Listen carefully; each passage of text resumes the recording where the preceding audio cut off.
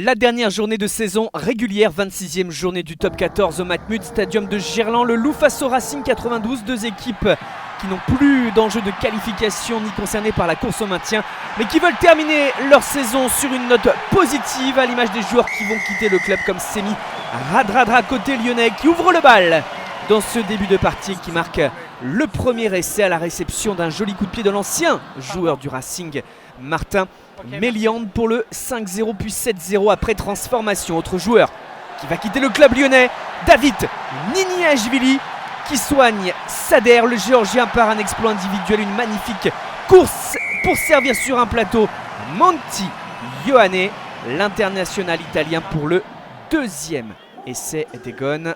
Superbe course de Niniashvili. Transformation assurée, 14-0. Les Lyonnais ont fait le break, sont à 15 contre 14. Romain Taofi Fénois a pris un jaune côté Racing. Et Yanis Charkossev, formé au Loup, lui aussi qui va quitter le club, s'en va marquer déjà le troisième essai des siens sur ce ballon porté. Belle progression du paquet d'avant. Il dépose ce ballon. Ça fait déjà 19-0. On attend forcément la réaction des ciels et blancs. Qui d'autre que Joshua Tuisova, ancien lyonnais, tout en puissance, qui avance très nettement, repris sur la ligne. Et derrière, qui suit très bien, c'est Cléo Labarbe qui vient aplatir l'essai du réveil pour le Racing, qui dépose ce ballon. Mais quel travail de Joshua Tuisova. 19-7, on est toujours dans cette première période. Lyon a été quand même très clairement dominateur et va chercher le doublé avec Yanis Charkossev, quatrième essai d'Egon.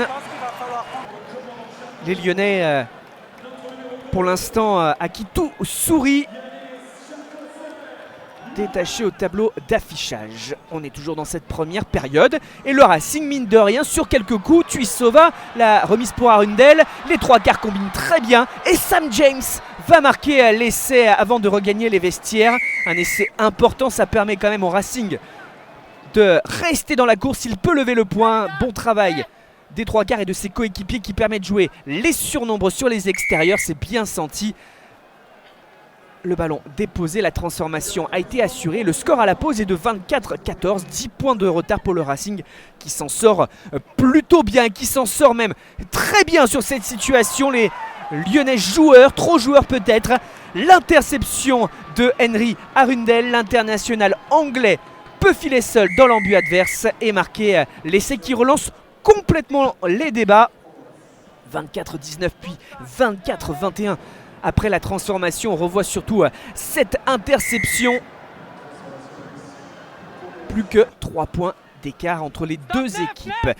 On parlait des Lyonnais joueurs. Les Racingmen aussi se jouent au pied, peut-être ambitieux dans les 22 mètres. Récupération de Radradra et qui sert sur un plateau son pilier Jermaine Hensley. Le cadeau pour aller chercher un nouvel essai du côté du Loup. Il aurait pu finir seul. Radradra, il avait fait le plus dur en réceptionnant ce jeu au pied. 31-21, à nouveau 10 points d'écart. Mais le Racing va mieux, notamment avec du coaching de la part de Patrice Colazo. Les entrants font du bien. Là, on retrouve Paul Leretre, qui était titulaire au même titre que Cléo Labarbe, qui va chercher le doublé.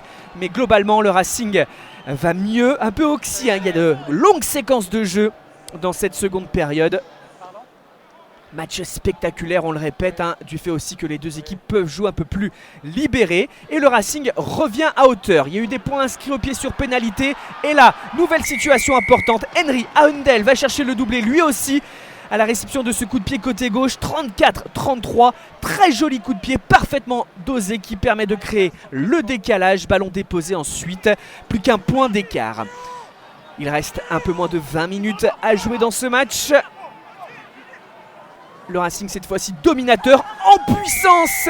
Romain Taofi Fénois, l'ancien lyonnais, qui se rattrape de son carton jaune en première période et qui surtout fait basculer ce match. Pour la première fois, le Racing passe devant et mène 38-34.